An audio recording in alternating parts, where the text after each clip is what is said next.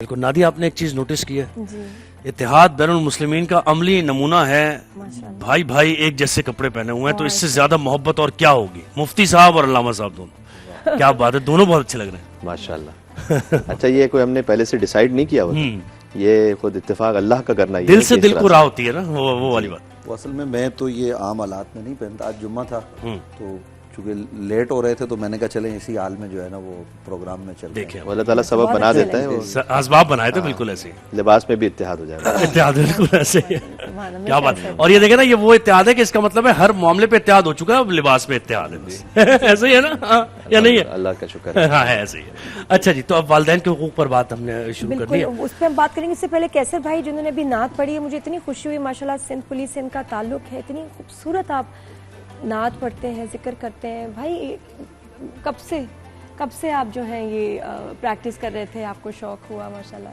जी ये तो जैसे घर से ही बचपन से ही पढ़ते हैं। अरे ये माइक, सॉरी जी।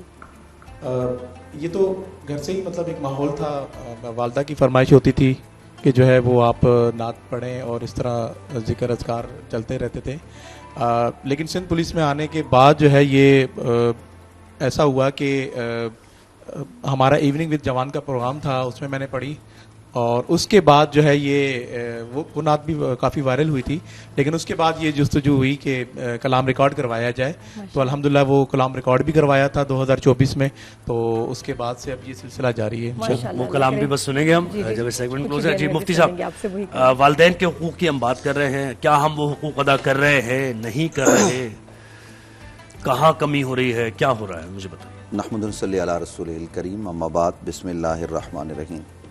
वालिदैन वो अजीम शख्सियात हैं दोनों जो किसी भी इंसान के दुनिया में आने का सबब है, वसीला और ज़रिया है।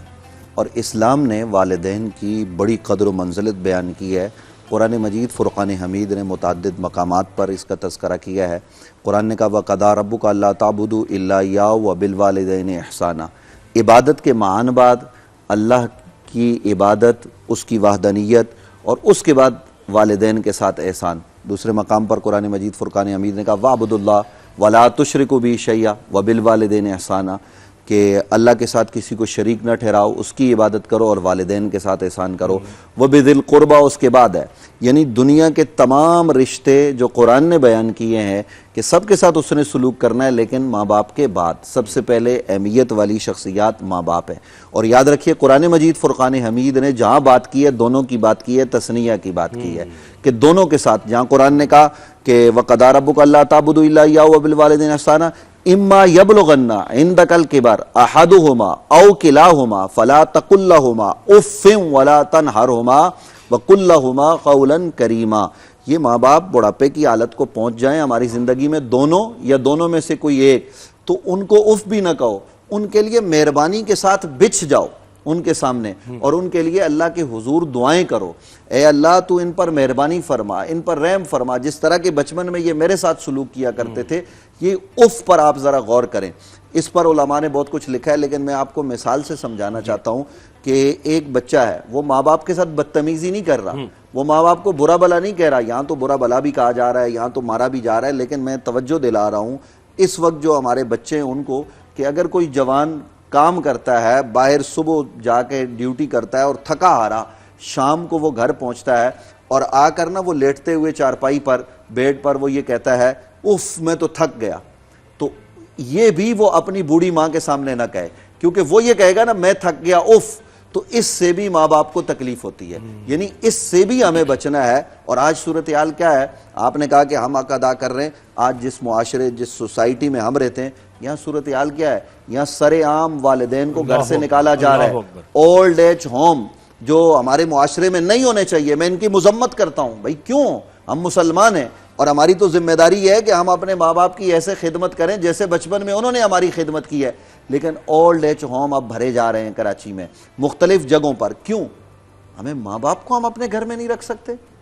4-4, 6-6 बच्चे हैं, उस बाप उस माँ ने अकेले सबको पाला है, अब सब मिलकर एक माँ बाप की खिदमत नहीं कर सकते? यूटिलिटी खत्म हो गई ना, ये सूरत हाल इस वक्त जो है ना वो ऐसी सूरत हाल बन चुकी है कि माँ बाप की तौहीन की जा रही है, माँ बाप को गालियां दी जा रही हैं। मैं आपको रियल में बता रहा हूं, वल्लाह के मस्जिद में बैठा हुआ हूं मैं, और बाहर शोर हुआ और अचानक जो है ना वो एक दो लोग अंदर आए कि जनाब इन साहब ने अपने बाप को थप्पड़ मारा है। अब सूरत हाल बताइए, ये हकीकत बात है, मैं नाम नहीं ले रहा चूंकि कि शख्सियात का नाम हमें लेना वो मुनासिब नहीं है, लेकिन थप्पड़ मारा। फिर मैंने उनको बुलाया कि भाई ये आपने क्या किया है, ये तो आपने बहुत बड़ा जुल्म किया है, माँ बाप के साथ ये ज्यादती, ये जुल्म, ये तो किसी भी तौर पर रवा नहीं है।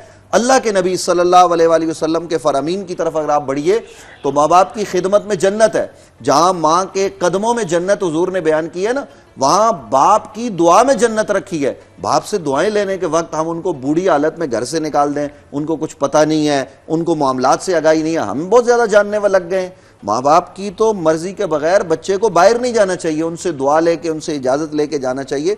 तो इसलिए हमारी गुजारिश आज इस नौजवान नस्ल को, ये जो आजकल कहा जा रहा है ना कि जी नई नस्ल है, मोबाइल आ गए, सब कुछ, खुदा के लिए इसको छोड़कर माँ बाप को टाइम दें। बच्चे घर में जवान जाते हैं, आपकी का ये मुशाहिदा है कि जनाब वो मोबाइल में लगे होते हैं, माँ बाप चाहते हैं कि ये दो बातें हमारे साथ करें, करने को तैयार नहीं, खुदा के जल्दी लिए में होते हैं, बस कीजिए। दूसरों से बातें करनी है। डॉक्टर साहब आपसे जरा मैं पूछूंगी कि ताकि दोनों तरफ का जरा पर्सपेक्टिव समझ आए कि माँ बाप के बिल्कुल हकूक, फिर उनके फ़राइज़, क्योंकि कहीं कहीं हम देखते हैं कि औलाद के साथ भी जुल्म हो जाता है, इसमें छोटे बच्चे भी और बड़े बच्चे भी एट टाइम्स मुख्तलिफ वजूहात और सिनारियोज होते हैं, उसके बारे में भी बताएं।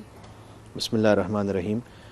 मैं बड़ा जज्बाती भी इस वक्त हो रहा हूँ क्योंकि टॉपिक ऐसा है, और इस पूरी कायनात में जो खुदा की सिफ़ात के कुछ मज़हर है ना, वो माँ बाप है। यानी कि रिस्क देने वाला अल्लाह है, वसीला रिस्क माँ बाप होते हैं। खल करने वाला अल्लाह है, वसीला खिलकत माँ बाप होते हैं। और मैं कहता हूँ इस पूरी कायनात में अल्लाह के बाद फ़कत शायद माँ बाप वो हैं कि जब उनकी नाफरमानी भी कर लीजिए ना, तो ना प्यार करना बंद करते हैं, ना खाना देना बंद करते हैं। वरना ये कि किसी के साथ भी आपका ज़रा सा ताल्लुक कुछ हो जाए ना, तो वो आपसे मुंह फेर लेता है। बिल्कुल बिल्कुल।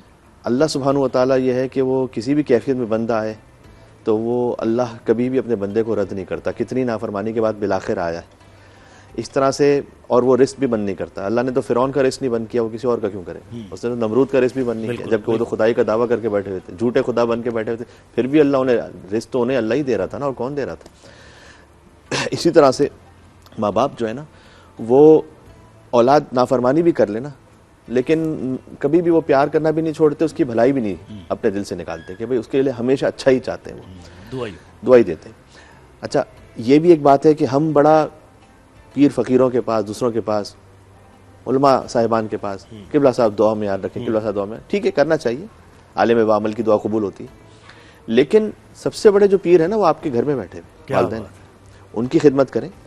और मैंने एक बुजुर्ग से एक अच्छा जुमला सुना था कि हम उनसे बार बार कहते तो हैं कि हमें दुआओं में याद रखें, दुआओं में याद रखें, हम अपना अमल क्यों नहीं ऐसा करते कि वो खुद हमें अपनी दुआओं में याद रखें, वो खुद दिल से अपनी दुआओं में याद रखें। तो एक तो ये बात अपने मकाम पर अहम है।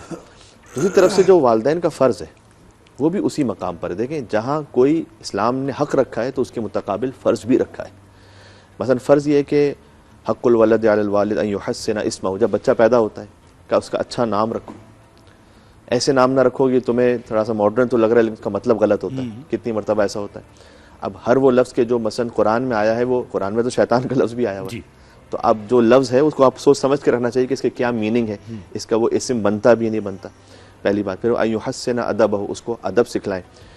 माँ बाप भी इस वक्त कभी ये कोताही करते हैं, ये जो मोबाइल की बात की मुफ्ती साहब ने, ये माँ बाप की तरफ से भी कोताही होती है, औलाद की तरफ से तो होती है कि मसलन वो जो बच्चा है ना, उससे अपनी जान छुड़ानी है 1 घंटे के लिए ना माँ को, उसने बिठा दिया टीवी के सामने, मोबाइल के सामने, ये बैठा रहेगा, मैं अपने उमूर में मसरूफ़ रहूँ। तो आप खुद भी कभी अपने आप को उससे डिटैच करते हैं इन्हीं चीज़ों की वजह से। तो अन युहस्सिना अदबहु, आपका काम है कि उसको पहले एटिकेट्स भी सिखलाएं, अदब सिखलाएं। और अदब कैसे सिखलाएंगे कि कह के सिखलाएंगे या खुद करके सिखलाएंगे। बच्चे वो नहीं करते कि जो आप कहते हैं, बच्चे वो करते हैं जो आप करते हैं। तो वो आपका करना सबसे बड़ा अदब सिखलाना है। फिर युअल्लिमुहुल कुरान, कुरान उसको सिखलाएं, ये खुद माँ बाप के लिए फ़र्ज़ बयान किया गया। आगे इसके अलावा भी फिर जब बच्चे बड़े हो जाते हैं तो ये एक दूसरे पर जो तरजीह देना है ना, किसी को इग्नोर करना, किसी को आगे, आप अगर किसी के अच्छे काम को अप्रिशिएट करते हैं तो बहुत अच्छी बात है। लेकिन कभी वैसे ही एक बच्चे के लिए आपको अच्छा नहीं लग रहा तो उसको डिग्रेड हरगिज़ ना करें। हत्ता छोटा बच्चा भी है ना, उसकी एक साइकी है, उसकी एक नफ्सियात है। कितने माँ बाप ये मिस्टेक करते हैं, उसकी इज्जत नफ्स का ख्याल नहीं रखते, छोटे बच्चे हम समझते हैं उसकी क्या इज्जत, सबके सामने सबके सामने, अरे ये तो हर वक्त इतना चीखता है ना, ये तो हर वक्त इतना उधम पछाड़ करता है। आपने जो कहना ना उसको अलग से कहे। हमारी बात जा रही है ना इंशाल्लाह से, गुफ्तगू जा रही है हमारी जी। तो हम जो है वो उसको जो कहना है अपने अलग से, दूसरों के सामने ना मारे, दूसरों के सामने शाउट ना करें, मारना तो वैसे ही खैर बुरी बात होती है, वैसे ही अवॉइड करें, लेकिन जो आपने कहना है ना वो अलग से, उसकी तन्हाई में उसकी सेल्फ रिस्पेक्ट को बाकी रखें। फिर जब माँ बाप बड़े होते हैं तो एक और मसला ये करते हैं कि दो बच्चों में यूं कंपेयर करते हैं कि वो तो पढ़ाई में तो बड़ा अच्छा है, तो बड़ा निकम्मा है। देखिए अल्लाह ताला ने हो सकता है उसको कोई और सलाहियत दी, उसको भी जब आपने कहना है ना किसी और भाई के सामने ना कहें, तारीफ सामने कर लें, बुराई एक दूसरे के सामने ना करें, उसको समझाएं अलग से। फिर जब माँ बाप और जब बच्चे अपने प्रैक्टिकल लाइफ में आते हैं, एक बड़ी ज्यादती कभी कभार ये करते हैं कि तो अपनी बीवी को तलाक दे दे भाई, जी मेरी खिदमत नहीं कर रही या उससे बच्चा नहीं हो रहा, विलादत नहीं हो रही, तो जबरदस्ती तलाक करवाना, ये माँ बाप खुद जुल्म कर रहे हैं अपने बच्चे पर और उस आने वाली बहू पर। कभी अपनी बेटी के कान भरना कि वो घर तोड़कर आ जाए, कभी किसी एक को विरासत से आग कर देना और ना देना, तो ये ह्यूमिलिएट करना, ये वो रवैये हैं कि जो माँ बाप को भी अपनी इस्लाह की जरूरत है। फिर वो रिस्पेक्ट क्वालिफाई नहीं करते। फिर औलाद क्या करे कि जब वो बाप कहे कि तुम पे फर्ज है मेरी बात मानना। नहीं, ये वाली बात मानना फर्ज नहीं है। देखिए अभी मैं अर्ज करता हूँ, क्योंकि कुरान में अल्लाह सुब्हानहू व तआला ने सूरह अनकबूत में कहा व इन जाहदाका अला अन तुश्रिका बिमा लैसा लका बिही इल्म फला तुतिहमा। अल्लाह सुब्हानहू व तआला ने कहा वालिदैन की इताअत करना, एहसान करना उनके साथ, लेकिन व इन अगर वो तुम्हें शिर्क की तरफ बुलाएं, यानी कोई भी ऐसा काम कि जिसे अल्लाह ने मना किया हुआ है उसकी तरफ बुलाएं, फला तुतिहमा, बिल्कुल वाज़े अल्लाह ने फिर इताअत नहीं करना। लेकिन आगे ये भी फरमाया व साहिबहुमा फिद दुनिया मारूफा, एहतराम रखना, इताअत नहीं करना।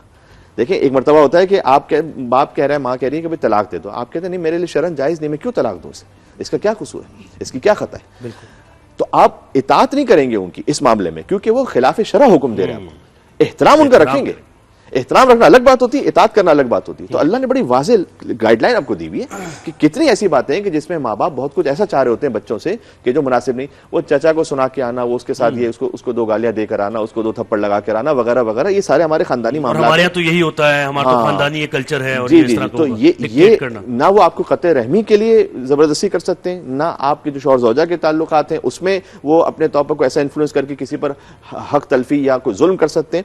तो इस बारे में आप इताअत उनकी ना करें, इससे आपको कोई गुनाह नहीं मिलेगा, बल्कि लेकिन एहतराम रखें। हाँ बस, तो ये दो अलग अलग बातें। एहतराम, उसमें भी एहतराम इस तरह से कि अगर उन्होंने बार बार इस पर इसरार किया तो अगरचे कि वो उस पर नाराज भी हो रहे हैं कि आप उनकी बात नहीं मान रहे, तब भी अल्लाह सुब्हानहू व तआला ने इस पर कोई गुनाह नहीं रखा हुआ। तो ये गाइडलाइन है, एक बात है जो फाइन लाइन है जो अल्लाह ने बयान की हुई।